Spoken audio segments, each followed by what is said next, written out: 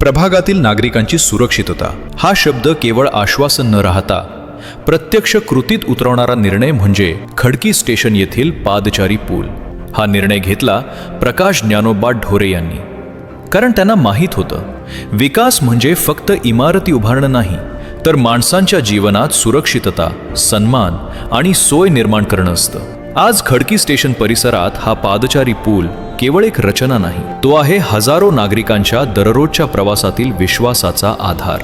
आज नागरिक रस्ता ओलांडताना घाबरत नाहीत, विद्यार्थी निर्धास्तपणे शाळा आणि कॉलेजला जातात, महिलांना प्रवासात सुरक्षिततेचा दिलासा मिळतो आणि ज्येष्ठ नागरिकांसाठी हा पूल आत्मविश्वासाचा नवा मार्ग ठरतो। लोकप्रतिनिधी म्हणजे फक्त पदावर बसणं नाही, तर लोकांच्या दैनंदिन जीवनात प्रत्यक्ष बदल घडवणं असतं, हे या कामातून स्पष्टपणे दिसून येतं। हा पादचारी पूल म्हणजे निस्वार्थ सेवाभावाचं, संवेदनशील नेतृत्वाचं आणि प्रगतीच्या दिशेने टाकलेल्या ठोस पावलांचं एक सशक्त प्रतीक आहे।